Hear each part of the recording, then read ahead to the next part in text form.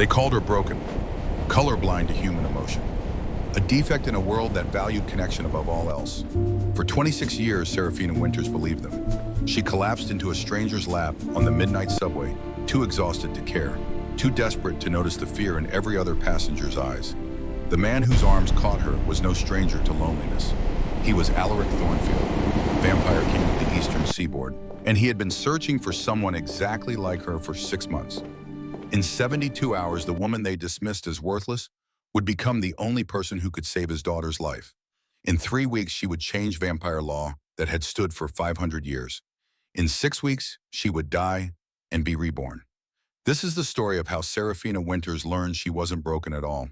She was magic. And the colors she saw, the ones everyone said weren't real, were the truest thing in a world built on lies. The fluorescent lights of the D train flickered. On, off, on again, like dying stars trying to remember what brightness felt like.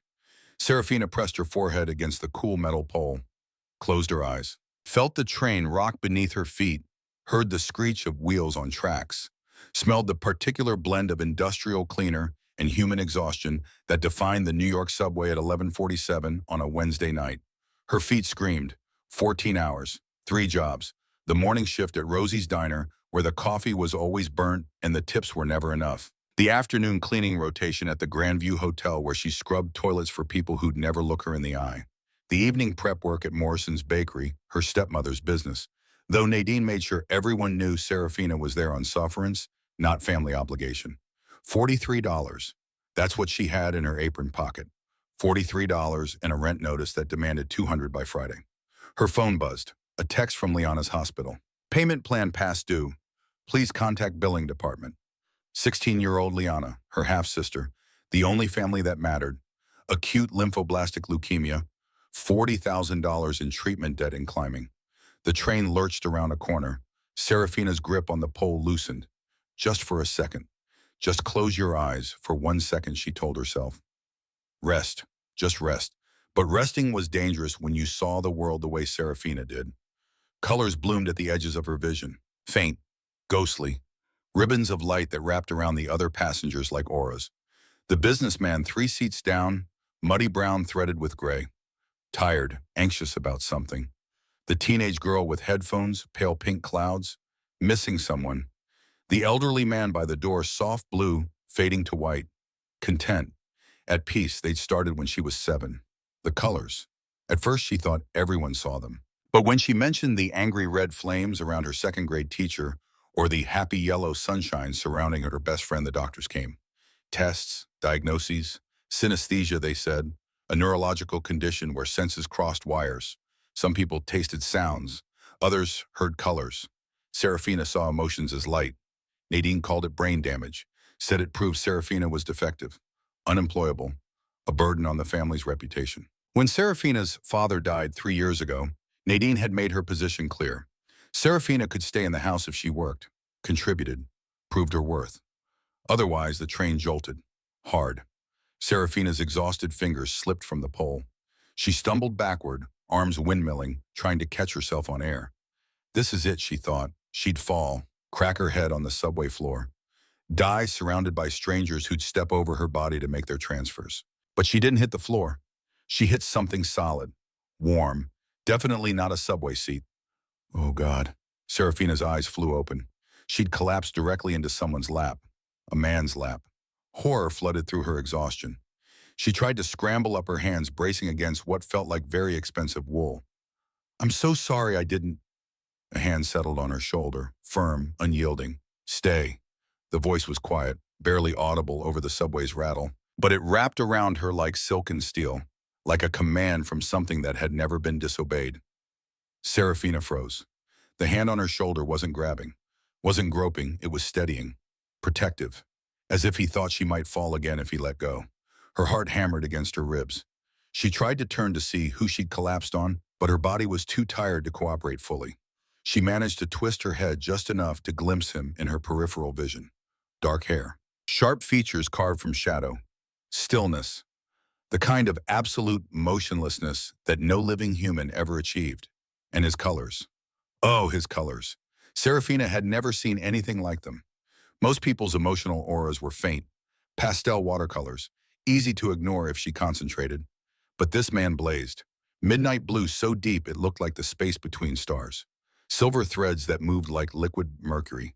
And underneath it all, a thin, desperate strand of gold. Hope, fragile as spun glass. She mumbled even as her eyelids drooped. I need to rest.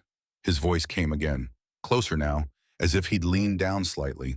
His breath didn't touch her neck, but she felt the presence of him, solid, strangely safe. You're going to hurt yourself. I'm fine, Serafina lied, her words slurred. Just tired. I have another shift in, she couldn't remember, 6 hours? 5, her brain felt stuffed with cotton. Soon. Silence. Heavy. Weighted with something she couldn't name. Then quieter than before. Sleep, I'll wake you at your stop. That should have terrified her. A strange man on the subway at midnight, telling her to sleep in his lap, should have sent every alarm bell in her head screaming. But Serafina was so far past tired that fear felt like a luxury she couldn't afford. And there was something about his voice, about those colors swirling around him, the midnight blue of profound loneliness, the silver of ancient grief, the gold of desperate hope.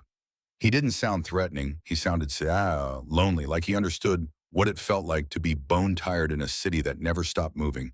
Her eyes closed. Just for a minute, she bargained with herself. Then I'll get up and apologize properly. But the warmth beneath her, the steady presence at her back, the gentle weight of that hand on her shoulder, it all felt safer than her own apartment ever had. The subway rocked her like a cradle. Serafina's last conscious thought was that he smelled like night rain in old libraries, like something that didn't quite belong in the fluorescent mundane world of the midnight train. Then sleep pulled her under. Alaric Thornfield hadn't taken the subway in 63 years. He'd forgotten what it felt like to be pressed close to humanity, to smell their skin and sweat in small desperations, to feel the rumble of tracks beneath his feet instead of the purr of a Bentley's engine. Tonight he'd dismissed Marcus and the security detail, told them he needed to walk, to think, to search without the weight of watchful eyes. They'd protested a vampire king didn't move through the city unguarded, but he'd pulled rank. Sometimes even after 750 years, a man needed to be alone with his failures. 6 months. That's how long Celestia had been silent. His daughter, his little star. 6 years old with her mother's dark eyes and a smile that used to light up every room she entered. She hadn't spoken since the funeral. Since they'd lowered Annalise into the ground, and Celestia had watched with those 2 old eyes, not crying, not screaming, just empty. The therapist said it was selective mutism, trauma response. She could speak physically, there was nothing wrong, but she chose not to. Or couldn't. Even the vampire healers were baffled. But Alaric had done his research, read every text in his 7th century collection, consulted with seers and mystics and researchers across 3 continents. The answer kept appearing rare as phoenix feathers, soul sight, synesthesia, humans born with the ability to perceive emotions as tangible sensory experiences. 1 in 10,000 had the gift in mild form. 1 in 10 million had it strong enough to help Celestia. His daughter saw emotions as colors he'd figured that much out from her drawings. Black scribbles over her mother's death. Gray storms around herself. She needed someone who could see the same way. Translate. Help her communicate when words failed. He'd been searching for 6 months. Following reports. Investigating cases. Every lead ended in disappointment. Until tonight. The train had been nearly empty when he boarded. Just a handful of exhausted late-shift workers heading home. Alaric had taken a seat in the back corner, prepared for another fruitless night when she'd stumbled on. He'd noticed her immediately, not because of her appearance, though she was lovely in a tired, overlooked way. Moss-green eyes, brown hair pulled into a messy bun, a waitress uniform that had seen better days. But because of the way she moved through the car, she'd looked at every passenger, really looked, and her eyes had flickered with something. Recognition. Understanding, as if she saw more than just tired humans on a late-night train. Then her colors had appeared. Alaric was old enough to see auras on particularly powerful humans. But hers were different, not just surrounding her, but radiating from her like dawn light. Lavender shot through with threads of gold. Exhaustion, yes. Worry. But underneath it all, something pure, compassionate, untainted by the bitterness that usually grew in people crushed by life. He'd sat perfectly still, watching. Hoping. When she'd lost her grip on the pole and stumbled backward, he hadn't thought. Just moved his hands to catch her, caught her as gently as he'd once caught falling stars back when the world was younger and he still believed in miracles. And when she'd landed in his lap, when those green eyes had opened in mortification, he'd seen it. The way her gaze caught on the space around him. The way her expression shifted from embarrassment to confusion to wonder. She was seeing his colors, reading his emotions like a book written in light. Stay, he'd said, because if he let her go now, he might never find her again, might lose the only chance he had to reach his daughter. She'd tried to protest, tried to explain about shifts and schedules and the grinding machinery of survival, but exhaustion had won. Her eyes had closed, her breathing had evened out. And now she slept in his arms, this stranger, who might be his daughter's salvation, completely unaware of what she was, what she could do. Alaric looked around the subway car. Every other passenger had gone perfectly still the moment Serafina had fallen into his lap. They knew what he was. Recognized a predator, even in expensive human clothes. A businessman had his phone out, pretending to read, but his hands shook. The elderly man by the door kept his gaze firmly on the floor. They were all waiting to see if their king would hurt this sleeping woman. Drain her, prove that the old stories were true.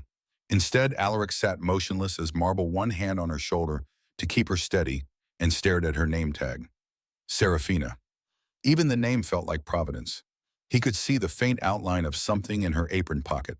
A paper creased and worn from being folded and refolded. A bill, probably. Rent or medical, or one of the thousand small financial violences that crushed humans into dust. She smelled like coffee and cleaning chemicals and the particular desperation of someone working themselves to death just to survive. Something in his chest, something he'd thought had turned to stone decades ago, cracked. When was the last time anyone had touched him without fear, without calculation or agenda? This woman had collapsed into his arms by pure accident, too exhausted to even register who or what he was. And now she was sleeping, trusting him completely in her vulnerability. Not because she knew him, but because her body had simply given up caring about danger. The subway slowed for the next stop. Alaric felt her stir slightly. A small sound of distress escaped her throat as the change in motion threatened to wake her. His hand tightened fractionally. "Stay," he murmured again, and she settled, sinking deeper into sleep. He could have looked in her pockets, found her address, but he didn't need to. Her name tag had it written on the inside in permanent marker, visible when the light hit it right. People did that when they were worried about losing things, when everything they owned had to be tracked and guarded. Serafina Winters. 4. 1-2 Morrison Street apartment. 4B, Alaric committed it to memory. 3 more stops. That's what she needed. 3 more stops, and he'd wake her gently. Let her stumble off the train into her small life, never knowing she'd slept in the arms of a vampire king. And then he'd call her, offer her more money than she'd probably earned in a year, ask her to save his daughter, pray she'd say yes. Because the alternative, watching Celestia slip further into silence, losing her the way he'd lost her mother, was unthinkable. The train rattled on through the midnight city. Around them, passengers pretended very hard not to see. And Serafina Winters slept wrapped in colors she didn't know she was projecting, held by a man who'd been searching for exactly her for 6 months. Sometimes miracles happened on subway trains at midnight. Sometimes the desperate and the broken found each other in the fluorescent dark. Sometimes hope felt like a stranger's gentle hand on your shoulder, keeping you safe while you slept. Serafina woke to the gentle pressure of fingers on her shoulder and a voice that felt like warm honey in the dark. "This is your stop." Her eyes opened slowly. Confusion muddled her thoughts. The subway. She'd fallen asleep. On someone. Oh God, she'd fallen asleep on someone. Serafina jerked upright, nearly stumbling, as the train swayed. Strong hands steadied her, then immediately released. She spun around to face the person she'd been using as a pillow for who knew how long. The apology died in her throat. He was beautiful. Not handsome in the normal way, but beautiful like winter was beautiful. Like something dangerous and perfect that would kill you if you weren't careful. Sharp cheekbones, dark hair that brushed his collar. Eyes the color of steel in starlight. He wore an expensive black coat over darker clothes, and he sat with the kind of perfect stillness that made everyone around him look like they were vibrating. But it wasn't his appearance that made Serafina's breath catch. It was the colors. She'd had synesthesia since childhood, seeing emotions as ribbons of color and light around people. Usually it was subtle, easy to ignore, but this man blazed with it. Deep midnight blue threaded with silver. Loneliness so profound it looked like the space between stars. And underneath a thin, desperate thread of gold. Hope. He was hoping for something. Don't apologize, he said quietly. His voice matched his colors, beautiful and sad. You needed rest. The train doors opened. This is your stop, he repeated, unless I was wrong about the address. Serafina's fuzzy brain tried to process that. How do you know where I... She stopped, looked down. Her name tag. Someone at the diner had written her address on the inside months ago, back when she'd first started, and kept forgetting to take it home. Right, she said, still feeling off balance. Thank you, for letting me sleep, for keeping me safe. His eyes met hers. The colors around him shifted. The blue deepened. The gold brightened. You're welcome. She should leave. The doors were already beeping their warning, but something made her pause. Maybe it was the exhaustion. Maybe it was the way his colors screamed loneliness. Maybe it was just that she recognized a fellow traveler in the dark. Are you okay? The question surprised them both. His eyebrows rose fractionally. Why do you ask? Because you look sad. The words came out before she could stop them. Serafina clapped a hand over her mouth. I'm sorry. That was rude. I didn't mean to. I am sad. He said it simply, as if she'd asked about the weather. And you're the first person to notice in a very long time. The doors beeped again, more insistently. Serafina hesitated. Then, because exhaustion had apparently destroyed her sense of self-preservation, she pulled a pen from her apron and scribbled her number on a napkin. If you need someone to talk to. She thrust the napkin at him and fled through the closing doors, her face burning. She didn't look back. Couldn't bear to see if he was laughing at her or worse, looking at her with pity. But if she had turned around, she would have seen Alaric Thornfield staring at the napkin in his hand like it was a holy relic. Would have seen the way the gold thread of hope in his colors grew brighter, stronger. Would have seen him carefully fold the napkin and tuck it in his inner coat pocket, right over his heart. 3 days passed. Serafina worked her shifts, scrubbed floors, poured coffee, avoided Nadine's cutting remarks about wasted electricity and family charity, visited Liana in the hospital and lied about having the money for next month's treatment, and tried very hard not to think about sad eyes and midnight blue colors and the stranger who'd kept her safe while she slept. She failed. On the third day, her phone rang during her lunch break at Rosie's. Unknown number. Probably a bill collector. She almost didn't answer, but something made her press accept. Yes, is this Serafina Winters? The voice made her drop her cleaning rag. It was him, the subway stranger. Her heart did something complicated in her chest. Yes, how did you... She stopped, laughed. Right, I gave you my number 3 days ago. I didn't think you'd actually call. I need to ask you something. A pause. It's going to sound strange. Stranger than me falling asleep on a random person on the subway. Silence, then quieter. Much stranger than that. I need your help, and I'm willing to pay you a considerable amount for your time. Serafina's stomach clenched. She'd heard this before. Men with money looking for a certain kind of help. What kind of help? Not that kind. His response was immediate, as if he'd read her thoughts. Nothing inappropriate. He paused. She heard him take a breath, actually breathe like it was something he had to remember to do. My daughter stopped speaking 6 months ago. She's 6 years old. Every therapist, every specialist. No one can reach her. Serafina's grip on the phone tightened. I'm not a therapist. No, but you have synesthesia, the ability to see emotions as colors. The world tilted. How do you know about that? I saw it when you looked at me on the subway, the way your eyes tracked the space around me. You see what people feel, don't you? Serafina's hand shook. Most people thought synesthesia was brain damage, a disorder. Nadine had spent years using it as proof that Serafina was defective. But this stranger spoke about it like it was a gift, a skill. Not people, she corrected automatically. Most people are too faint, but you, she stopped, unsure how to explain it. I blazed, he finished softly. Didn't I? Yes. Another pause. Longer this time. My daughter has the same condition. She sees emotions as colors. But she's 6. She doesn't have the vocabulary to explain what she sees, what she feels. The silence is drowning her, and his voice cracked, just slightly. I can't reach her, but I think someone who sees the world the same way might be able to. Someone who could translate, help her communicate when words fail. Serafina's shift manager was glaring at her from across the diner. She turned away, pressing the phone closer to her ear. This is crazy. I don't know you. I don't know anything about helping traumatized children. I could teach you, And I would pay you $5,000 a week. Serafina nearly dropped the phone. What? 10,000 if you move into the house, so you're available when Celestia needs you. Celestia, even her daughter's name sounded like Starlight. That's insane.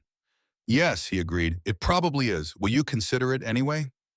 She should say no, should hang up and block the number, and forget about mysterious sad men on subways who offered impossible amounts of money. But $5,000 a week, 10 if she lived there. That was more than she made in 3 months of triple shifts. That was Liana's treatment. Rent, bills, maybe finally a chance to stop drowning. What's your name? She asked. Alaric Thornfield. The name tugged at her memory. She'd heard it somewhere. Business News Society pages. She'd Google it later. Where do you live? He gave her an address in the historic district, old money territory. The kind of neighborhood where Serafina only went to clean other people's houses. When can you come meet Celestia? Tomorrow, Serafina heard herself say. I have the day off. Tomorrow, then. His relief bled through the phone, palpable. Thank you for giving a sad stranger your number. He hung up before she could respond. Serafina stared at her phone, at the address she'd scribbled on her order pad, at the impossible offer that had just fallen into her lap literally 3 days ago on a midnight train. The colors around her own reflection in the diner window swirled with fear and excitement and desperate, fragile hope. Tomorrow she'd meet a little girl who couldn't speak. Tomorrow she'd step into a world that probably didn't want people like her. Tomorrow her life would change. She just didn't realize how much. Thornfield Estate wasn't a house. It was a mansion that looked like it had been transplanted from a Gothic novel. All dark stone and tall windows and iron gates that probably cost more than Serafina's entire apartment building. She stood outside those gates at exactly 2 o'clock on Thursday afternoon, as instructed, wearing her only nice dress, a gray thing she'd bought at Goodwill for Liana's school recital, and fighting the urge to run. A woman appeared at the gate so suddenly that Serafina jumped. Pale skin, dark suit, eyes that assessed Serafina in one swift, cold glance. She looked like she'd been carved from ice and given permission to judge. You're the synesthete. Not a question, an accusation. Serafina nodded, her mouth dry. The woman unlocked the gate with a key that looked like it belonged in a museum. I'm Helena, head of household staff. Her tone suggested that household staff was several social strata above whatever Serafina was. Mr. Thornfield is waiting in the east parlor. Mr. Thornfield, not the familiar Alaric from the phone. Serafina followed Helena up a stone path lined with roses that bloomed despite it being late October. The air smelled like old money and older secrets. The inside of the house was beautiful in a way that made Serafina feel like she was trespassing. Marble floors, oil paintings in heavy frames, a chandelier that scattered light like diamonds. Everything whispered old money and careful preservation.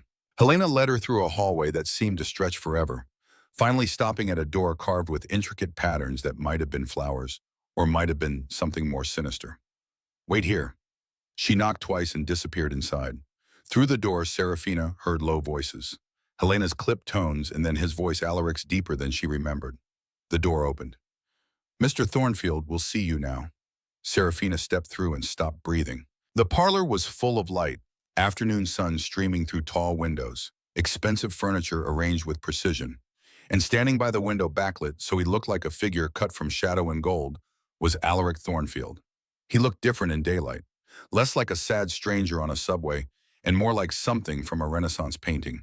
Tailored clothes that probably cost more than her monthly rent, hair perfectly styled. But his eyes were the same, steel in starlight, ancient and tired. And his colors. Oh God, his colors. They hadn't been a trick of subway lighting. If anything, they were stronger here. Midnight blue so deep it looked like the ocean at night. Silver threads that moved like living things, and woven through it all that desperate strand of gold. Hope. He was looking at her like she might be the answer to a prayer he'd stopped believing in. Serafina. He crossed the room in 3 strides, extended his hand. Thank you for coming. His palm was cool against hers. Not cold, but cooler than normal human skin. She filed that away in the part of her brain that was starting to suspect Alaric Thornfield wasn't quite what he seemed. I'm still not sure why I'm here, she admitted. I'm not qualified for... You see colors around people. It wasn't a question. Emotions as light and color. Since childhood, yes. Since I was 7. And people told you it was a disorder, brain damage, something wrong with you. You see, Serafina's throat tightened. My stepmother did.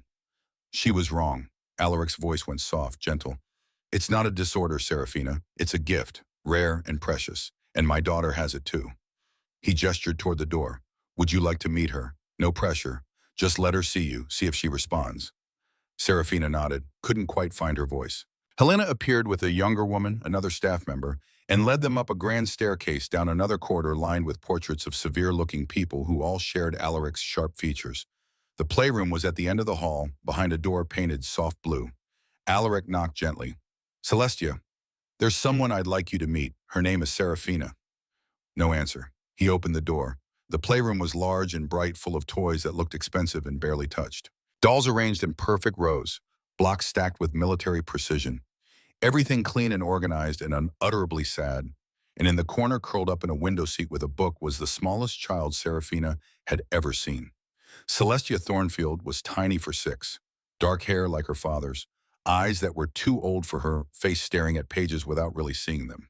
She wore a purple dress and white tights, and she didn't look up when they entered. But Serafina saw her colors. Oh. The word slipped out before she could stop it, because Celestia's colors were like nothing Serafina had ever seen. They shifted constantly, swirling through the spectrum so fast it was dizzying. Fear red, confusion orange, grief deep blue, anger violet, love gold, all tangled together in a knot so complex Serafina couldn't tell where one emotion ended and another began. This child was drowning in feelings she couldn't express. Celestia, Alaric said softly, his own colors pulsing with desperate hope. This is Serafina.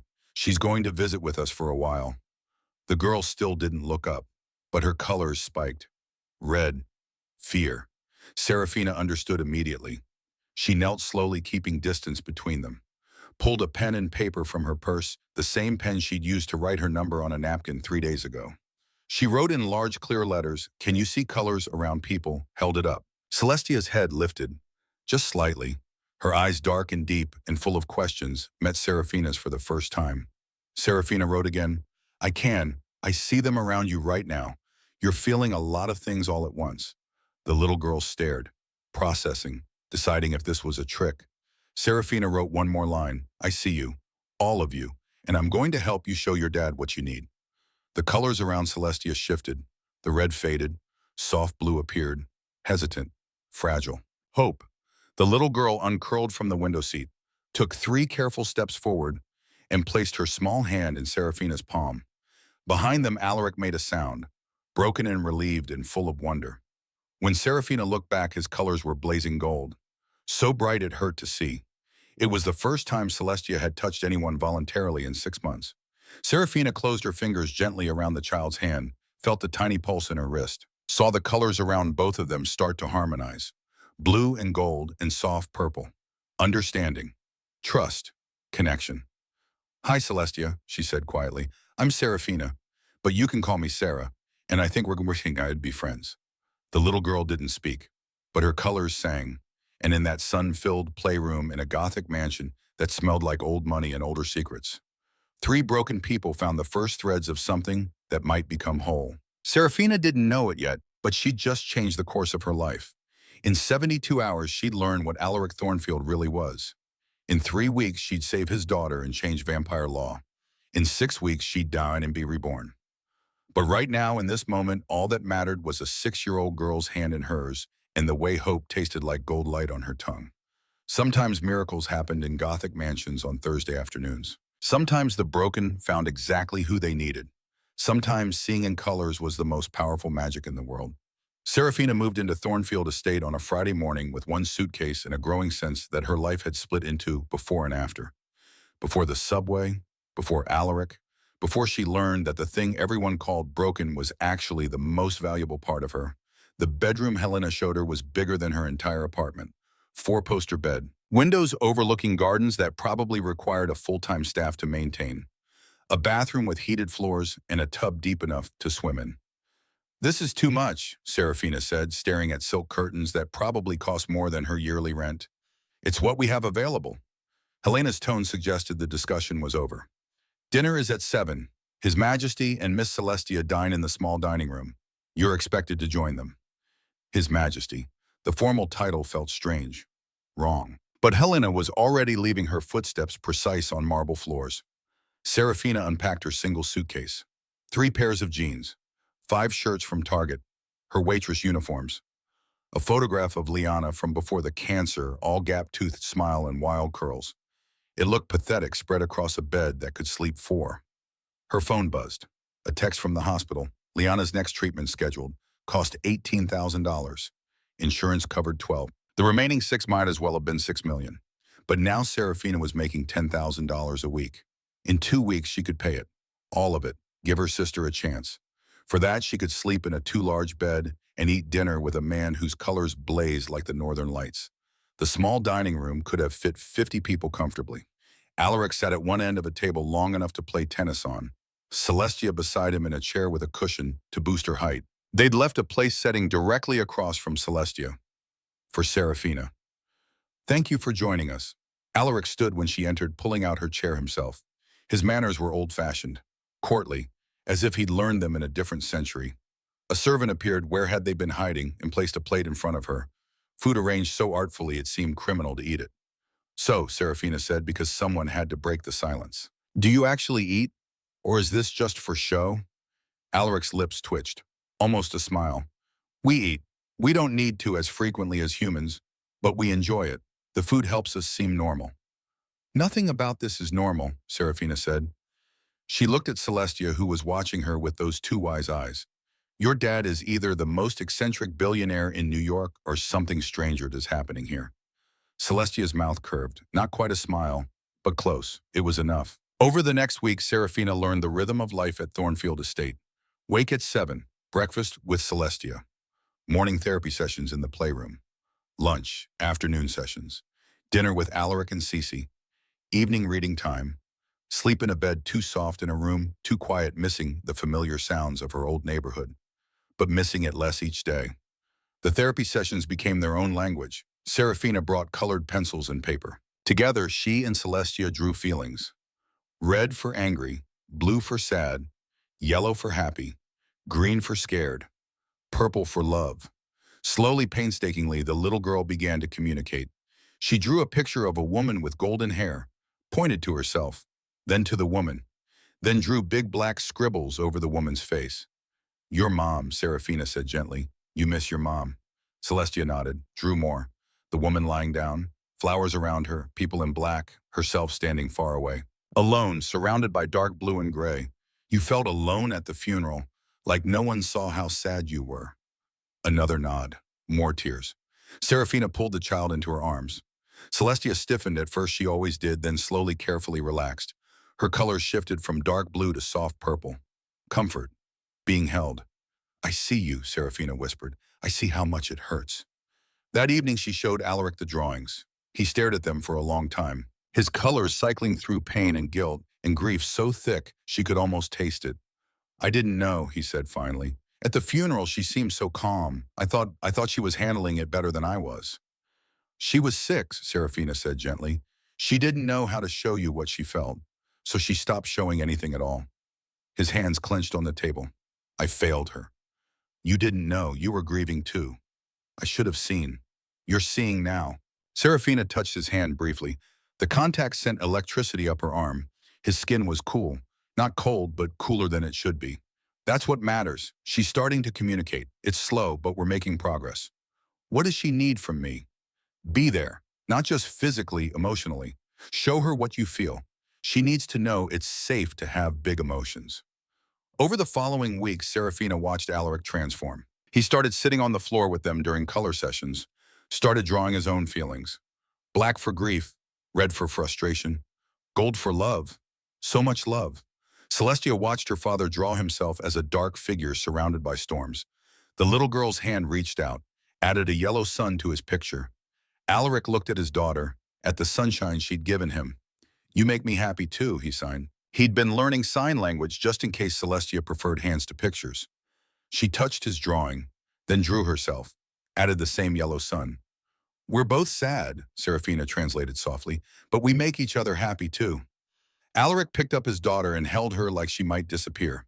His colors blazed so bright Serafina had to look away. Thank you, he said to Serafina over Celestia's head.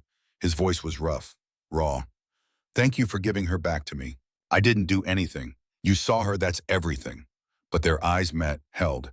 and something passed between them that had nothing to do with therapy or employment or the careful distance of professional boundaries.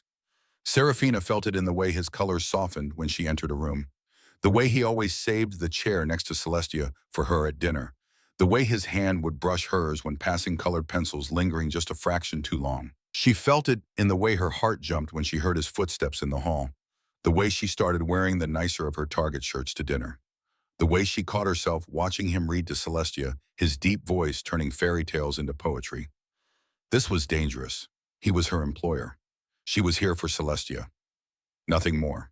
But late at night, lying in her too soft bed, Serafina would remember the weight of his gaze on her, the midnight blue of his loneliness, the way he looked at her like she'd saved his world. Maybe because she had. The peaceful rhythm shattered on a cold November night. Serafina woke to screaming. She ran down the hallway in her pajamas, following the sound to Celestia's room. The little girl was sitting up in bed, shrieking without words, her colors a violent tornado of red and black and sickly green. Terror. Alaric was already there trying to calm her, but his touch only made her scream louder. "She's afraid of you," Serafina realized, seeing the color spike when he reached for her. Something scared her, and now she's afraid. Alaric stepped back, anguish clear on his face. His own colors, chaotic black guilt, red frustration, blue grief, all tangled together. Serafina approached the bed slowly. "Celestia, sweetie, I'm here. Can you show me what's wrong?" The screaming cut off. Celestia launched herself at Serafina, small arms wrapping tight around her neck. Serafina held her, feeling the child's heart race like a trapped bird. "What frightened you?" But Celestia was looking past Serafina, at the window, eyes wide, terrified. Serafina turned, saw nothing, just darkness and rain. Then lightning flashed and illuminated a face pressed against the glass, pale, fangs bared, eyes glowing red. Serafina's scream joined Celestia's. Alaric moved faster than thought. One moment he was across the room. The next he was at the window, wrenching it open, disappearing into the night. Sounds of struggle outside, crashes. An inhuman shriek cut short. Then silence. Serafina held Celestia tighter, both of them shaking. "Don't look," she whispered. "Don't look outside." Alaric returned through the window, rain dripping from his hair, blood on his collar, not his own. His colors were pure rage, red and black and violent. "Gone," he said.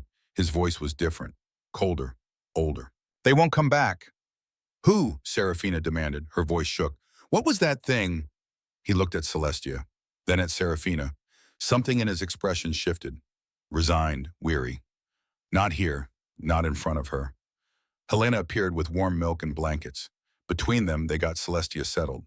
The little girl refused to let go of Serafina's hand, so Serafina stayed, lay down beside her in the too small bed and stroked her hair until her breathing evened out. Only then did Alaric speak. "We need to talk. When she's asleep."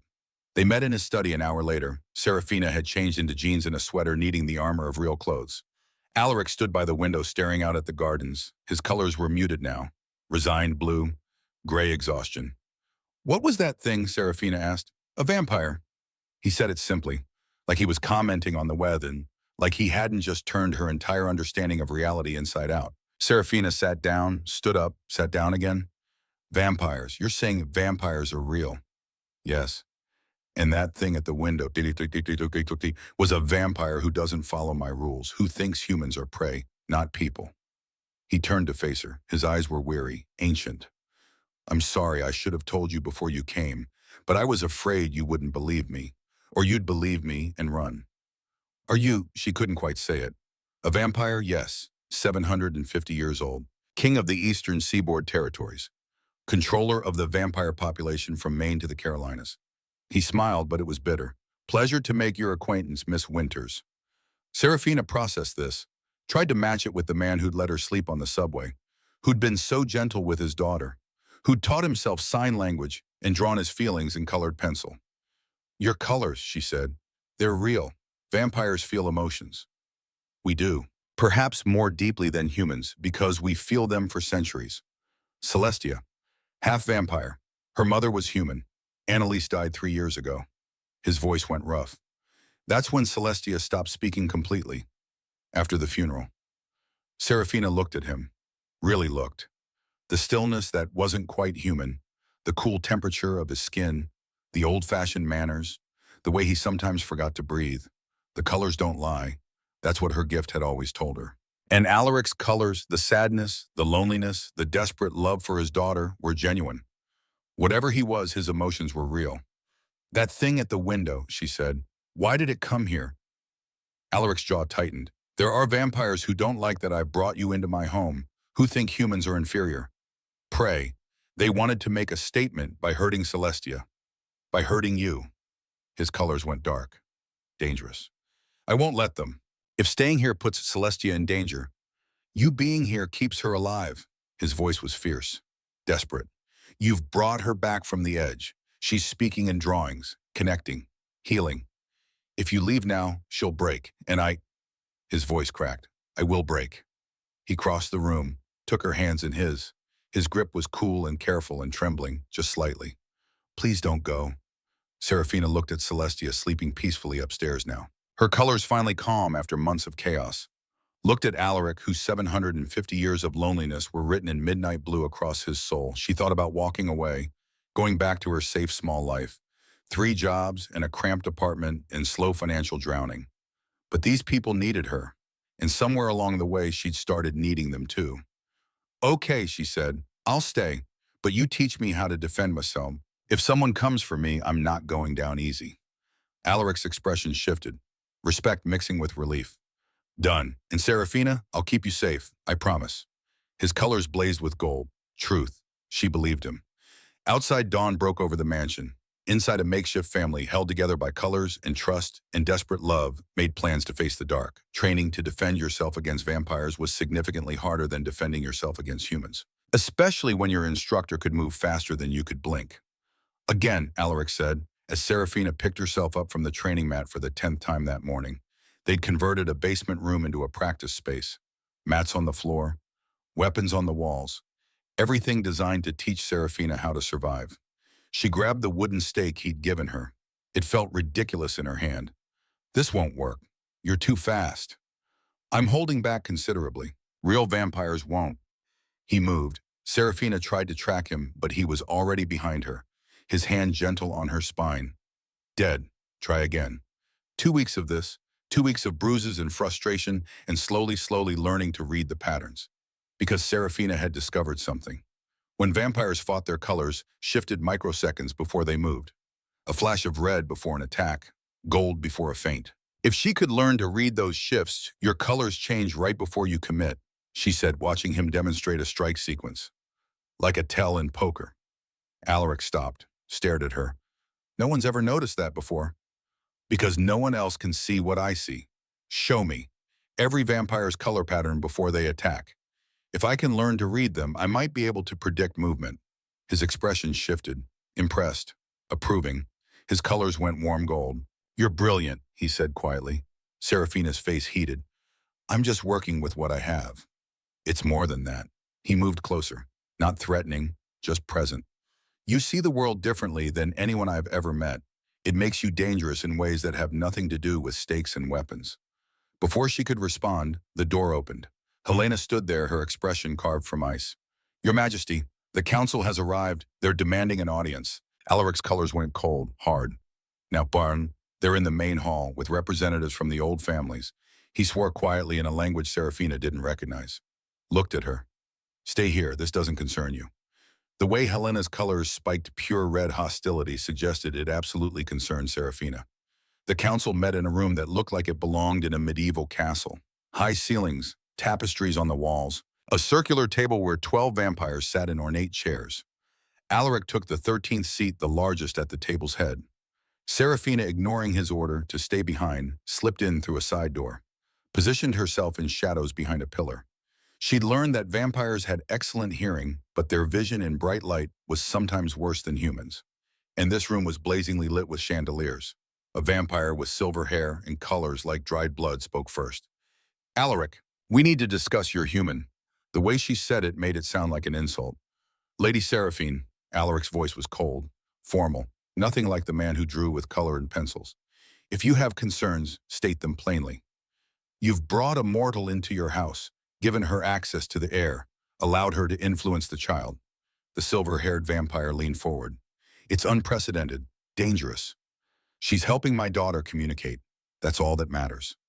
It sends a message, another vampire said, younger, his colors swirling between purple envy and green ambition, that humans are equals, that they belong in our world.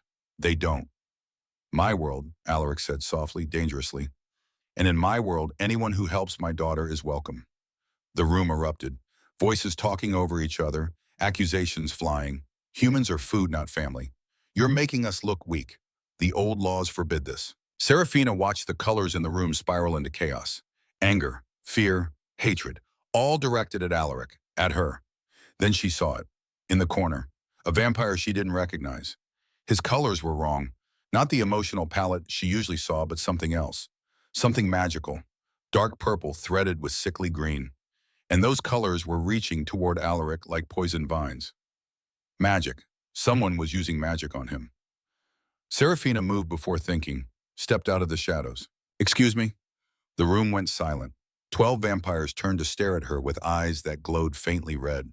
Predator eyes. She fought the urge to run. Alaric's expression flashed between anger and concern. Serafina, I told you to stay. I know, but someone in this room is using magic. She pointed at the vampire in the corner. Him. Dark spell aimed at you. The vampire's colors flared. Panic, guilt. He bolted for the door, didn't make it 2 steps before Alaric was on him. Moving with violence Serafina had never seen. The king slammed the vampire against the wall hard enough to crack stone. What did you do? The vampire thrashed. Nothing, the girl is lying. Serafina walked closer. She could see the magic more clearly now. Dark threads connecting this vampire to an object in his pocket. Check his coat, right side. There's something there, a stone or... Alaric reached in, pulled out a small talisman, etched with symbols that hurt to look at. The moment it left the vampire's pocket, the dark colors in the room dissipated like smoke. The council members blinked, looking confused. What? Lady Seraphine started. What just happened? You were spelled, Serafina said. All of you, to make you angrier, more suspicious. Someone wanted this meeting to end badly. The room exploded again, but this time directed at the vampire Alaric held. Who gave you this? Alaric demanded. His voice was death itself. Who ordered you to spell my counsel? The vampire stayed silent. Alaric's hand moved to his throat. Talk, or I demonstrate why challenging a king is unwise. The vampire's colors broke, fear overriding loyalty. The old faction, they hired me, said you needed to be removed, that the human was making you weak. Alaric threw him toward guards who'd appeared at the door. Dungeon, we'll continue this conversation later. As they dragged the vampire away, Alaric turned to the council. His colors were pure authority now, gold and deep blue, absolute command. Let me be very clear. Serafina Winters is under my protection. She is helping my daughter. Anyone who threatens her threatens Celestia. And anyone who threatens my child will answer to me personally. Is that understood? The council nodded, subdued. Their colors showed respect, fear, understanding. As the meeting dissolved, Helena approached Serafina. You saved them, she said quietly, actually quietly, without the usual ice. That vampire's spell was subtle. Without you, they might have turned on Alaric, tried to remove him. I just saw colors, Serafina said. Anyone with synesthesia could have. No, Helena's expression was unreadable. Anyone with synesthesia sees emotions. You see magic, that's different. That's rare. Before Serafina could ask what that meant, Alaric was there. His hand found hers, warm despite his vampire nature, trembling slightly. Thank you. You shouldn't have had to do that. I'm sorry you were exposed. I'm not, Serafina squeezed his fingers. If I'm staying, I should know what we're up against. We remember.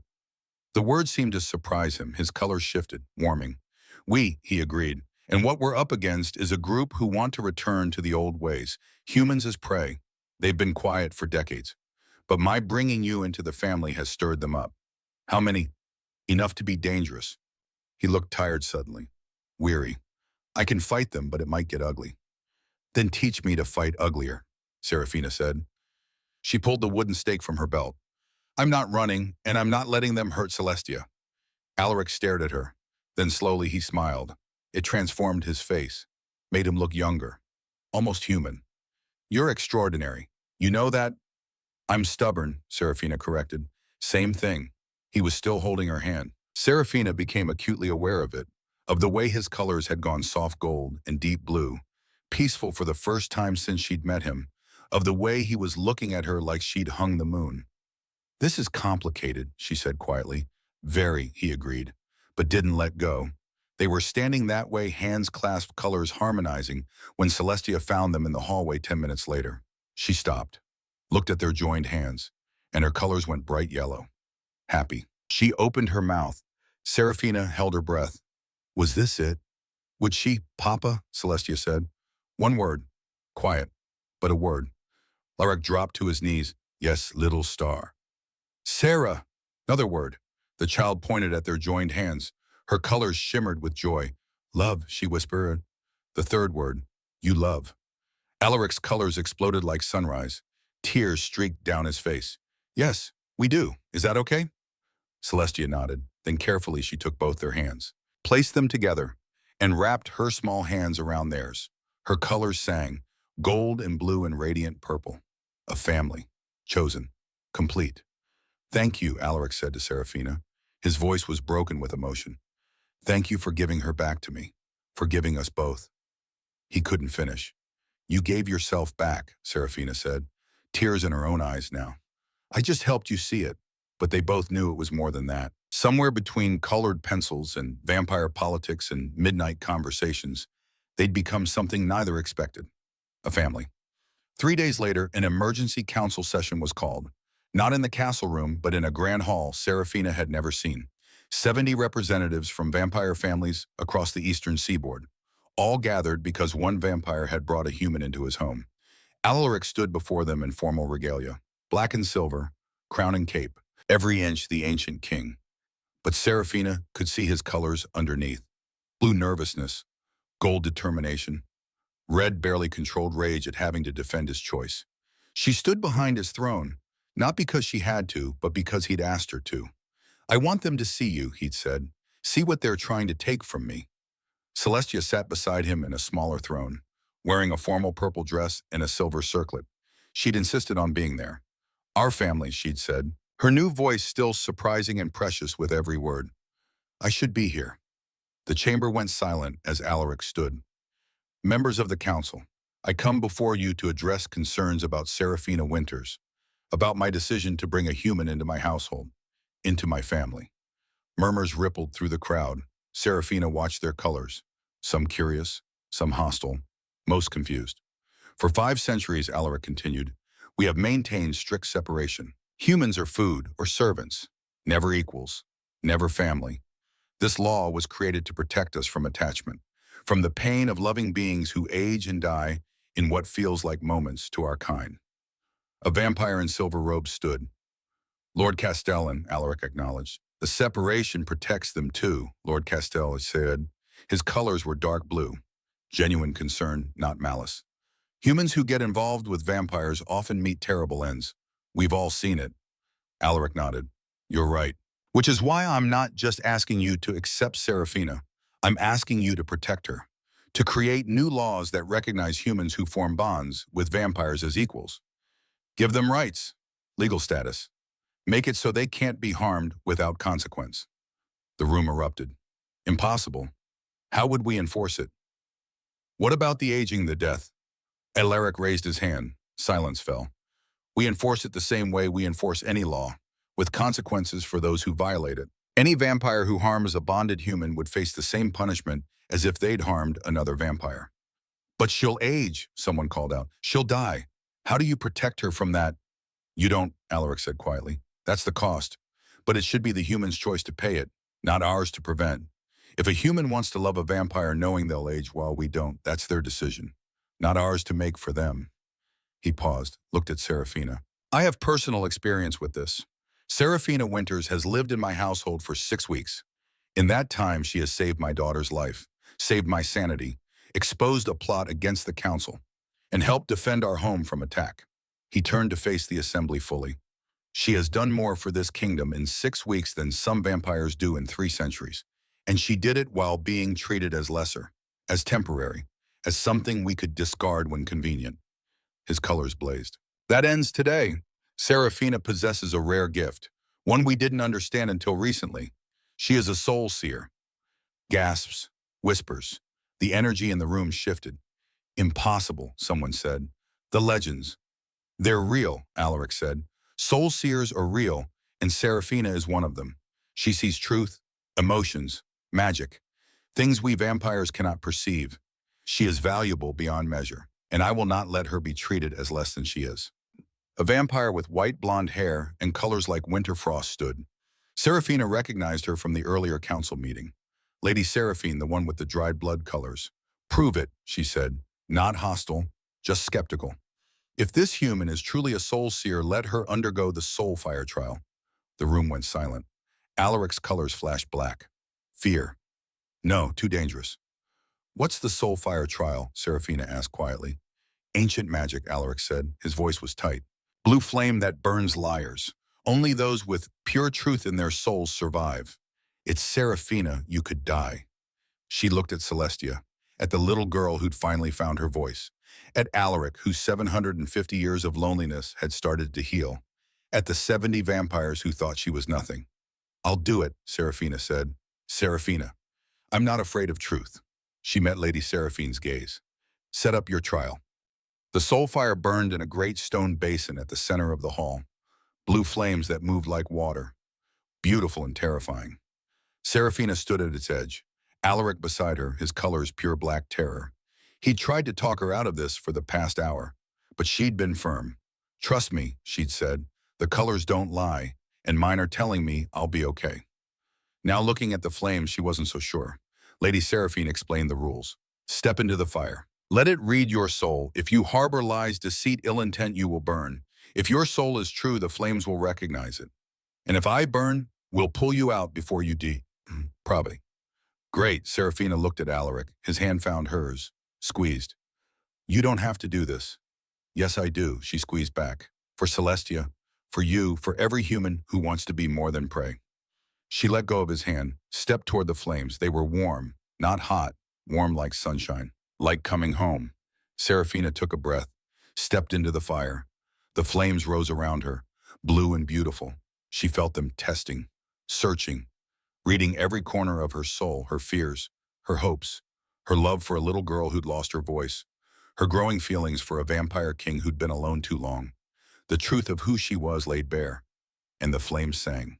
They didn't burn, they danced, wove around her like ribbons, and where they touched, colors bloomed. Gold light, pure and radiant, spreading from her in waves. The council gasped, because they could see it now, see what Alaric had known from the beginning. The colors around Serafina weren't just emotions, they were magic. Ancient, powerful, true, soul seer. The flames grew brighter, higher, and Serafina stood in the center, untouched, glowing, transformed. When the fire finally died, she stood unmarked, unburned, and the entire council was on their feet. Soul seer Lady Seraphine whispered. The legends were true. Alaric pulled Serafina from the basin, crushed her against his chest. His heart didn't beat, vampire hearts didn't need to, but she felt the tremor in his hands. The way his colors exploded gold and blue, an overwhelming relief. Don't ever do that again, he said into her hair. Did it work? He laughed, actually laughed. You just proved to 70 vampires that you're one of the rarest, most powerful beings in existence. Yes, it worked. The council began to chant. Not her name, she wasn't important enough for that yet, but the title, Soul Seer, Soul Seer, Soul Seer, and Serafina understood. She'd just gone from human servant to something they had to respect, had to protect, had to recognize as valuable. She'd won. But as she looked past the celebrating council, she saw a figure in the shadows. A woman with white blonde hair and colors like winter frost. Not Lady Seraphine. Someone else. Someone whose colors were twisted. Wrong. Possessive purple threaded with bitter green. Envy. Rage. Calculation. The woman met Serafina's gaze, smiled, and disappeared into the crowd. A chill ran down Serafina's spine. The battle wasn't over, it had just begun. The woman in the shadows had a name, Vivian Ashcroft, and she had been waiting 200 years for this moment. Serafina learned this 3 nights after the Soulfire trial when Helena found her in the library. The head of staff looked older somehow, tired. Her usually perfect composure cracked at the edges. There's something you need to know about Lady Vivian. Serafina set down her book.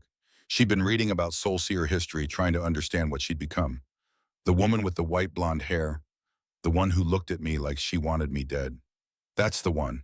Helena sat down. Actually sat, which she never did. She was Alaric's lover 200 years ago, before Annalise, before Celestia. The words hit like a punch. What? He loved her, wanted to build a life with her, but she wanted immortality more than she wanted him. When he refused to turn her vampire, he wanted a human family children. She took matters into her own hands. Found another vampire. Had herself turned. Helena's hands twisted together. She's been vampire for 200 years now. All that time waiting for him to need her again. By the time she came back to him, he'd moved on. Met Annalise. Fallen in love with someone who wanted the same things he did. Vivian never forgave him, or forgave the woman who replaced her. Serafina's blood ran cold. Annalise, she didn't die naturally, did she? No one could prove it, but 3 years ago, Annalise fell ill with a wasting sickness. The healers said it was natural, human fragility, but Celestia drew pictures afterward, black colors eating her mother, death magic. And now I'm here, Serafina said quietly. Another human woman Alaric cares about. Now you're here, Helena agreed, and you just proved you're not only valuable, you're powerful, a soul seer. That makes you a threat Vivian can't ignore. Does Alaric know she's back? He saw her at the trial, his colors. Helena paused. I've served him for 60 years. I've never seen him that afraid. Serafina found Alaric in his study that night. He stood by the window staring out at nothing. His colors were chaos, black fear, red rage, blue grief, all tangled together. Helena told me, she said, about Vivian, about Annalise. His shoulders tensed. I was going to tell you. When I figured out how. He turned to face her, looked older than his 750 years. I suspected Vivian and Annalise's death, but I couldn't prove it. No evidence, no witnesses. Just, he gestured helplessly, Celestia's drawings, a child's nightmares. Not enough to convict. You think she'll come after me? I know she will. His voice was rough. You're everything she hates. Human, powerful, connected to me and Celestia. She'll see you as a replacement for Annalise, and she'll want you gone. Serafina crossed the room, took his hands. They were shaking. Then we prepare. Fight back. I'm not Annalise Alaric.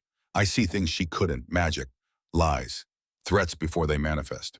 You're also mortal, fragile. One mistake and he couldn't finish. So don't let me make mistakes. She squeezed his hands. Teach me everything. Every weakness, every defense. Make me dangerous. He pulled her close, rested his forehead against hers. His colors shifted, the black fear fading, gold hope replacing it. When did you become so brave? When I had something worth fighting for. He kissed her then, not gentle, not careful, desperate and fierce and full of 750 years of loneliness, breaking against the shore of connection. Serafina kissed him back, tasting rain and old libraries and the particular flavor of forever. When they broke apart, both were shaking. I love you, Alaric said. I know it's too soon. I know we're complicated. I know you're human but I love you and I will keep you safe. I love you too, Serafina said, and we'll keep each other safe together. Behind them, Celestia stood in the doorway, watching with those two wise eyes, smiling. And for the first time since her mother died, she spoke a complete sentence without being prompted. Finally, she said, her voice clear and strong and full of joy, you finally see what I saw all along. She ran forward. They caught her, held her between them, a family forged in crisis and held together by love that didn't care about species or mortality or the careful rules of their separate worlds. Tomorrow they'd face Vivian. Tomorrow they'd prepare for war. But tonight they had each other. And for now, that was enough. The Vampire Gala was held annually, a political necessity. Representatives from all territories gathering to display wealth and power and maintain the careful alliances that kept vampire society functioning. Alaric usually attended alone, endured 3 hours of posturing, and went home. This year he brought Serafina. The announcement sent shockwaves through vampire society, a soul seer, a human. At the most exclusive vampire event of the year, as his official companion. Helena spent 2 days preparing Serafina, teaching her which fork to use, how to curtsy, which vampires could be trusted and which would smile while planning her death. Don't eat anything you don't see come directly from our kitchen, Helena warned. Don't drink anything someone else pours. Don't be alone with anyone, ever. The dress arrived the morning of the gala, midnight blue silk that moved like water, cut to fit Serafina perfectly. With it a note in Alaric's handwriting, the color of my loneliness before you. Now it's just beautiful. Serafina cried over that note for 10 minutes. The gala was held in the Grand Vampire Hall, a building that looked like it had been carved from a single piece of marble. All soaring ceilings and crystal chandeliers, and wealth so old it had forgotten where it came from. Serafina walked in on Alaric's arm, wearing the blue dress and her gift-like armor. Every vampire in the room turned to stare. She watched their colors: curiosity, envy, lust, fear, calculation. A rainbow of emotions swirling through the crowd like a storm. And in the corner, winter frost, possessive purple, bitter green, Vivian. She looked exactly like the shadows had suggested. White blonde hair, pale skin, beautiful in the way ice sculptures were beautiful, perfect and cold and sharp enough to cut. She wore white, provocative, like a bride at someone else's wedding. When she saw Serafina, she smiled. Alaric, she purred, gliding over. How lovely to see you, and this must be your human. The way she said it, like human was a species of insect. Serafina Winters, Alaric said. His voice was ice. My bonded companion, soul seer, and under the full protection of vampire law. Of course. Vivian's eyes raked over Serafina, assessing, dismissing. A soul seer, how quaint. Tell me, dear, can you see what I'm feeling right now? Serafina met her gaze, saw the colors writhing around Vivian like snakes. Envy, rage, something darker, possessive obsession. Yes, she said quietly, I can. And what do you see? Someone who can't let go. Someone who turned herself into a monster for a man who didn't want her that way. Someone who killed an innocent woman and broke a little girl's heart because she couldn't accept being second choice. The room went silent. Every vampire within earshot froze. Vivian's smile didn't waver, but her colors flashed black, murderous. Careful, little human. Accusations like that require proof. I have proof. Celestia's drawings, her memories, your colors. You reek of death magic, Vivian. I can see it. Black threads woven through everything you touch. Colors aren't evidence. They are when a soul seer testifies. Council Law, Section 47. Want me to quote it? Serafina had done her homework. Read every law, every precedent, made herself dangerous with knowledge. Vivian's mask cracked, just for a second, long enough for everyone to see the rage underneath. Enjoy your evening, she said sweetly, while you can. She glided away, but her colors left a trail, black and sickly green, a promise of violence. That was either very brave or very stupid, Alaric muttered. Both, Serafina admitted, but I'm tired of being afraid of her. They spent the next hour navigating vampire politics. Serafina smiled and nodded and let Alaric introduce her to representatives from a dozen territories. Some were kind, curious about the human soul seer. Others were cold, barely concealing their contempt. But all of them were careful, respectful, because Alaric had made it clear, harm Serafina and you answer to the king. At 9 o'clock, Alaric excused himself to meet with the territorial lords. Required, political. He didn't want to leave her, but she insisted. Go, I'll stay with Helena and the guards. I'll be fine. He kissed her forehead. 20 minutes. Then I'm back. Serafina watched him go, turned to find Helena, and saw Celestia being led toward a side door by a woman in staff uniform. Wrong. Everything about it was wrong. The woman's posture, the way Celestia's colors were spiking red. Fear. The direction they were heading toward the gardens away from people. Serafina ran. Celestia. The little girl turned, saw Serafina, her face crumpled with relief. She tried to pull away from the woman, but the grip on her arm was iron. The woman turned, and Serafina saw it, the color shifting, the glamour falling away. Not a staff member at all. Nadine, her stepmother, wearing a magical disguise. Hello, Serafina, Nadine said. Miss me? They took her to a warehouse on the edge of the territory, abandoned, dark, smelling of rust and old violence. Serafina fought, kicked, screamed, but Nadine had help. 3 vampires in black, not Alaric's people, mercenaries hired for this exact purpose. They chained Celestia with silver. The metal burned her half-vampire skin.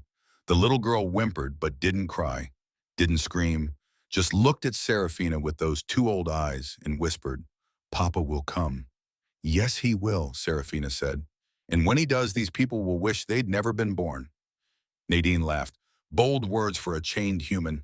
They'd bound Serafina's hands with iron, surrounded her with salt circles, anti-magic wards, trying to suppress her soul-seer gift. It didn't work completely. She could still see colors, still read their intentions. Nadine's colors were pure greed, sickly yellow-green. She'd sold out her stepdaughter for money, again. How much? Serafina asked. How much did Vivian pay you? $5 million. Nadine smiled. Enough to retire, live the life I deserve. All I had to do was get you alone.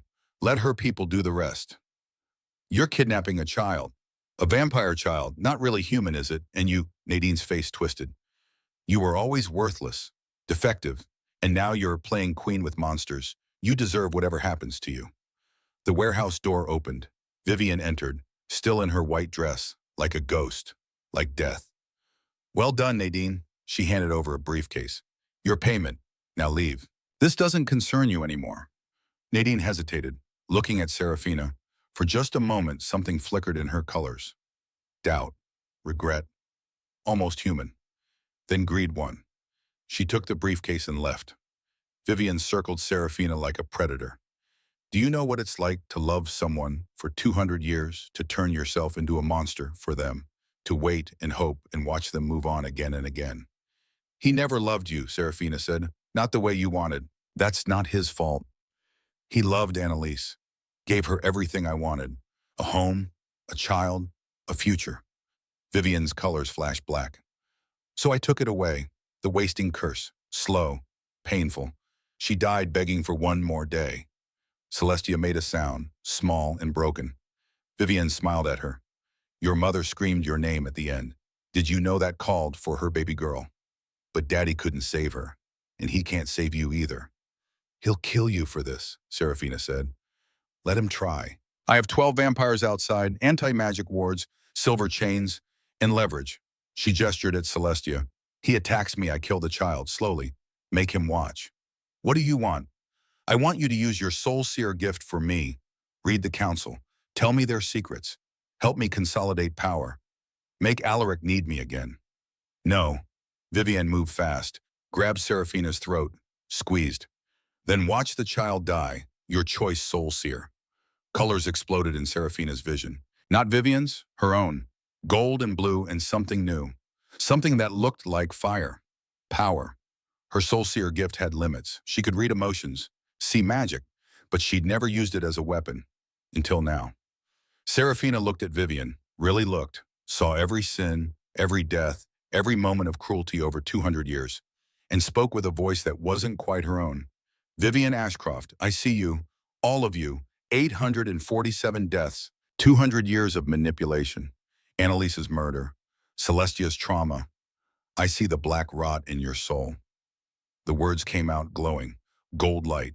Vivian screamed, staggered back, clutching her head, because a soul-seer's judgment was more than words. It was truth made manifest, and truth burned lies like acid. The warehouse door exploded inward. Alaric stood in the wreckage. His colors were pure rage, red and black and violent. Behind him, Marcus and 20 guards, all armed, all ready for war. Let them go, Alaric said. His voice was death itself. Now. Vivian recovered, smiled despite the blood trickling from her nose. One step closer, and I kill the child. She moved toward Celestia. Serafina saw it in her colors, the killing intent, the genuine willingness to murder a 6-year-old just to hurt Alaric. Serafina's gift exploded, gold light bursting from her like sunrise. The salt circles shattered, the iron chains cracked, and her voice rang out with absolute authority. Stop! Vivian froze. Every vampire in the warehouse froze. Compelled by soul-seer command because Serafina had just figured out what she could do. She couldn't control actions, but she could enforce truth. Make lies impossible. Force acknowledgement of sin, and that was enough. She ran to Celestia, broke the silver chains with bare hands that didn't feel pain anymore. Scooped up the little girl. You're safe, I've got you. Alaric crossed the warehouse in a blur, took them both in his arms.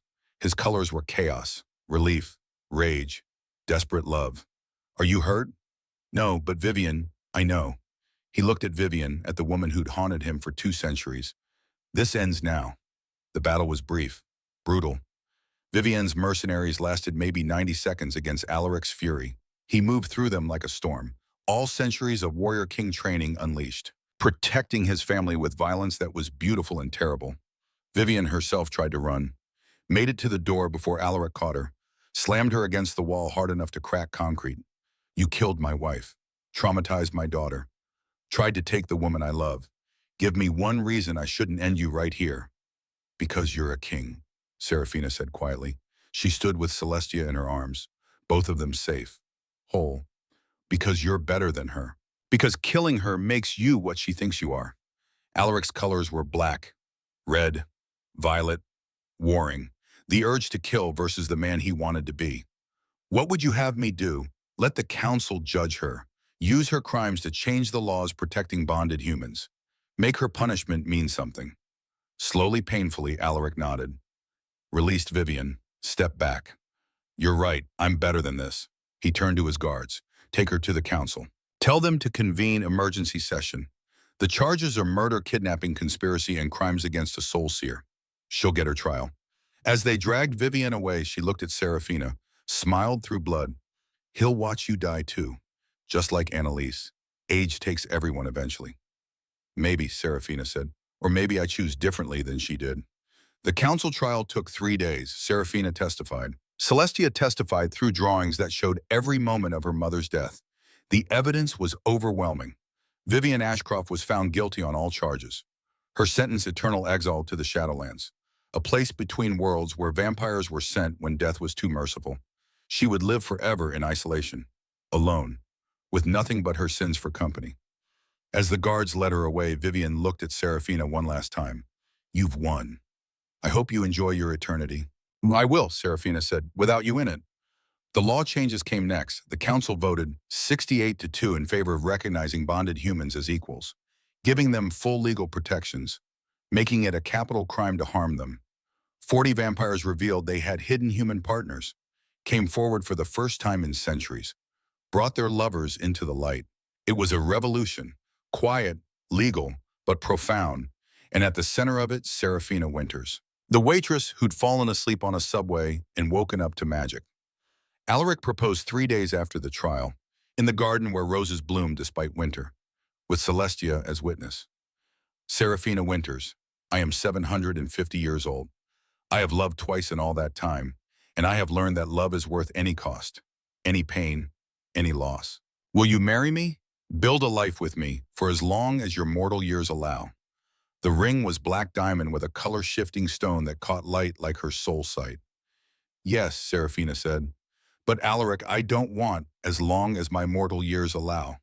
I want forever, your forever. Turn me, make me vampire. His face went still. Do you understand what you're asking? The transformation is dangerous. Many don't survive. You could die. I could die crossing the street. I could die from Vivian's next attempt. I could die old and alone after watching everyone I love stay young. She took his hands. Or I could take the risk, live or die trying to have forever with you. It will hurt. I don't care. You'll lose your humanity. I'll gain a family. I'll gain time. I'll gain you. That's worth anything. Celestia tugged Serafina's sleeve. Do it, Sarah. Please, I want you forever too. Alaric's colors were gold, pure hope and terror mixed. If you're sure, I've never been more sure of anything. They were married first. A ceremony that blended vampire tradition with human elements. Serafina wore white silk with gold embroidery. Celestia was flower girl, scattering rose petals and giggling. The council attended, hundreds of vampires and their human partners, all witnesses to love that crossed boundaries. The vows were simple. Alaric spoke in the ancient vampire tongue, then translated, I bind myself to you across all time. Your joys are my joys, your sorrows mine. Until the stars burn out and the world ends, you are mine and I am yours. Serafina's vows were simpler. I choose you, today and every day after. In this life and whatever comes next, forever. The kiss sealed it, and the crowd erupted. They were married, bonded, eternally connected. But they both knew the hardest part was still coming. The transformation happened that night, in their private chambers, with only Helena and Celestia nearby in case something went wrong. Last chance, Alaric said. His hand trembled against Serafina's face. We can stop. You can stay human. I'll love you regardless. I know, but I want this. I want forever. She lay down on the bed, watched him kneel beside her, saw his fangs extend the first time he'd shown them to her. They were beautiful, terrible, sharp as promises. "It will hurt," he warned again. "I trust you." He bit her neck. The pain was immediate, sharp, but not unbearable. She felt her blood drain away, felt her life ebbing like tide going out. At the edge of darkness, Alaric's wrist pressed to her lips. Blood welled from a cut he'd made with his own fangs. "Drink," he commanded. "Don't stop until I tell you." She drank. His blood tasted like metal and magic and everything wild. Power flooded through her. Her body convulsed, rejecting and accepting simultaneously. The last thing she heard before unconsciousness took her was Alaric's voice. "I've got you. I won't let go. I promise." Day one of the transformation was fever. Serafina burned from the inside out, saw visions. Alaric's 750 years of loneliness played out in color-saturated flashbacks. His childhood in a world without electricity, his turning, his long centuries alone, finding Annalise, losing her, the desperate search for someone to help Celestia, finding Serafina asleep on a midnight train. She saw all of it, felt all of it, the weight of centuries pressing down. Day two was worse. Her heart stopped, completely. Her breathing ceased. By every medical definition, Serafina Winters died at 3:47 a.m. on a Thursday in December. Alaric refused to let go, held her cooling body, whispered prayers in languages dead for 1,000 years. Celestia came in, saw the death colors fading from Serafina. "She's really gone, Papa." "No." Alaric's voice was broken. "No, she can't be. She promised. Day 3 hour 17. Serafina gasped. Her eyes flew open. No longer green, now amber. Vampire eyes. She gulped air she didn't need. Her heart stuttered, started beating again, slower than before, once every 10 seconds instead of once every second. "Alaric." He crushed her against his chest, sobbed, actually sobbed. "You're alive. Oh God, you're alive. I feel," she couldn't describe it, "everything. I feel everything." Her senses had exploded. She could hear heartbeats 3 rooms away, could smell individual scents from miles distant, could see in the dark like it was as noon.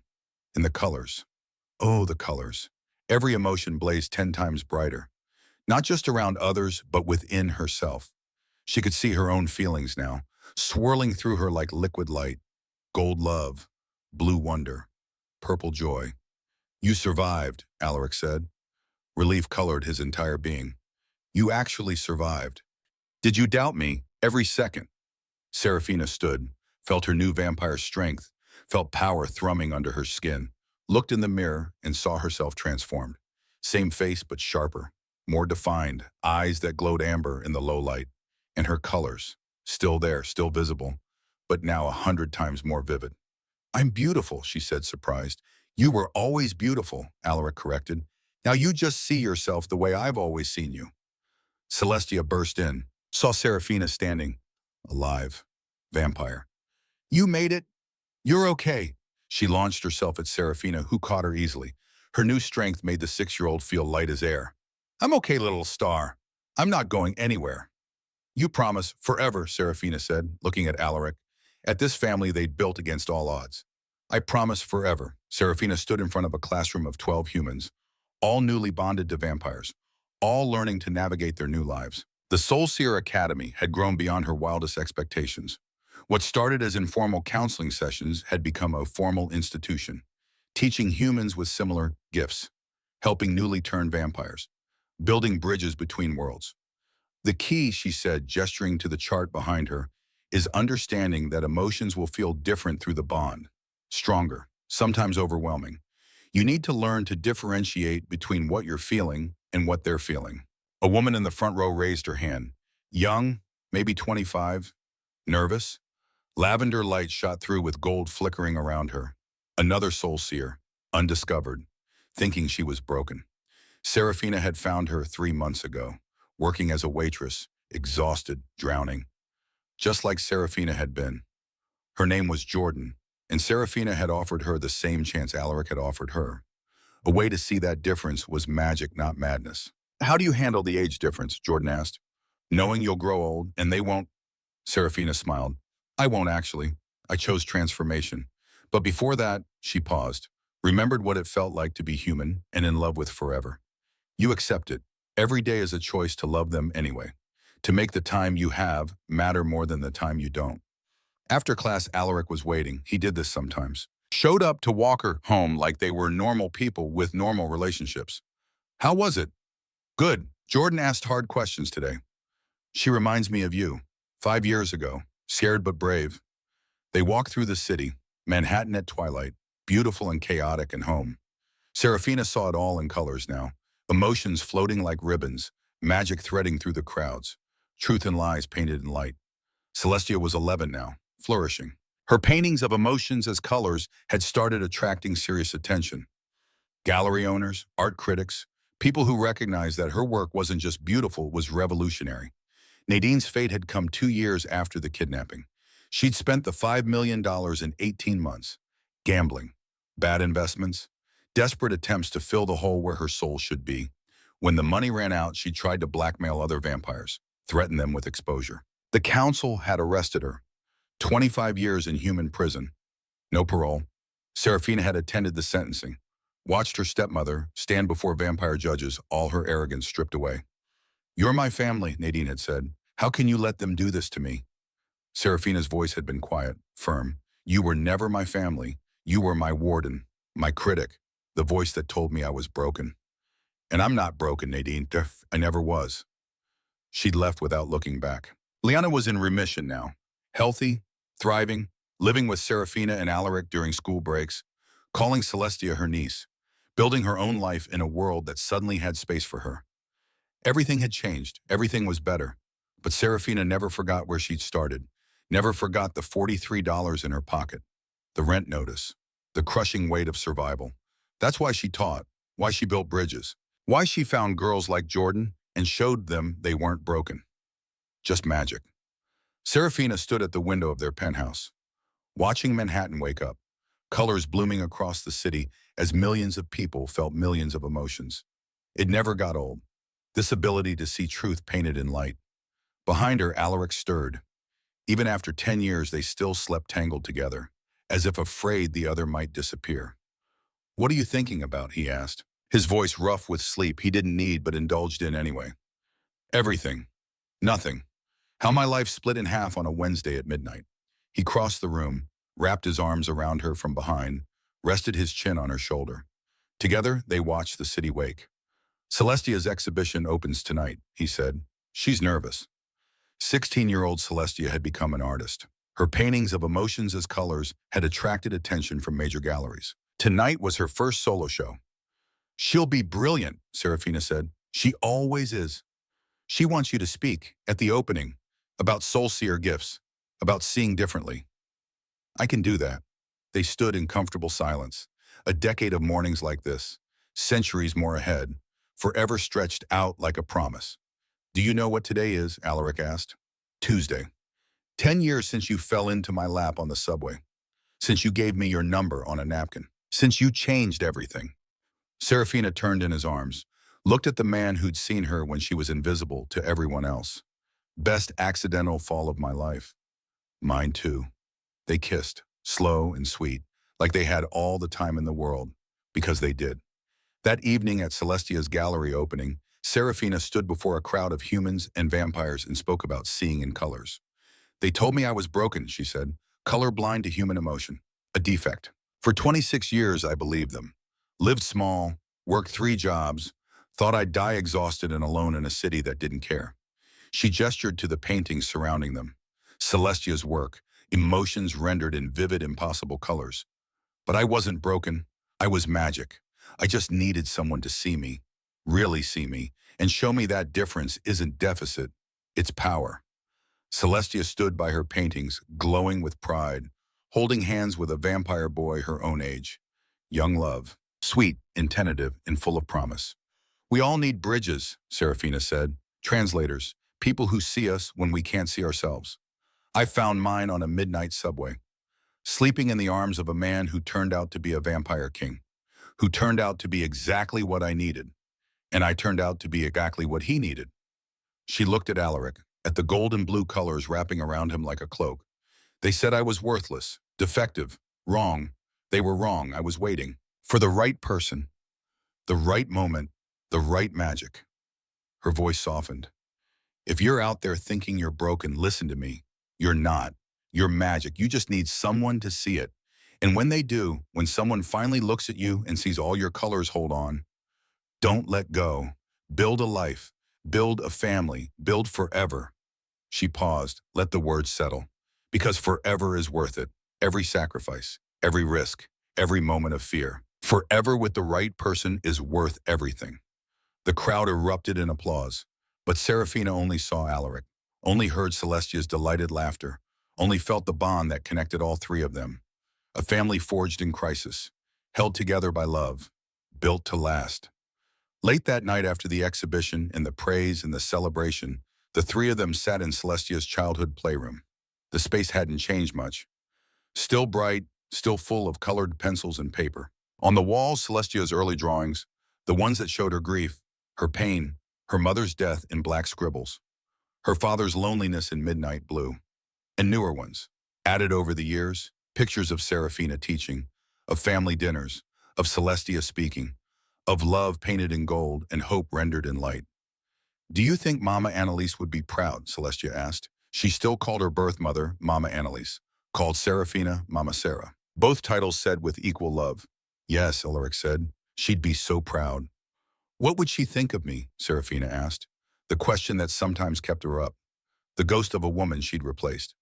Celestia answered, wise beyond her 16 years. She'd think you're perfect, because you make Papa happy, and you see me, all my colors, just like she did. She pulled out a new drawing, one she'd been working on in secret. It showed 4 figures, Annalise made of gold light, Alaric in midnight blue, Serafina in lavender and gold, Celestia herself a rainbow. All of them connected, not competing, complementing. This is my family, Celestia said. 2 mothers, 1 father, all love. Mama Annalise gave me life. Mama Sarah gave me voice. Papa gave me safety. And I give you all my art, my colors, my heart. She signed the bottom, forever isn't long enough. Serafina cried. Alaric cried. Even Celestia teared up. They held each other in that playroom, where it had all begun, where a terrified 6-year-old had first touched Serafina's hand and chosen to hope. Outside, Manhattan glittered. Millions of lives, millions of colors, all painting the night sky with emotion. And in this room, this small, bright space filled with colored pencils and impossible love, 3 souls intertwined, not bound by blood, bound by choice, by seeing each other truly, by refusing to let darkness win. They'd been called broken, defective, wrong. They'd been told humans and vampires don't mix, that love across species is impossible, that happy endings are fairy tales. They'd proved everyone wrong, and they'd do it again tomorrow, and the day after, and for all the thousands of tomorrows stretching ahead like a promise written in gold light and midnight blue. Forever. Finally.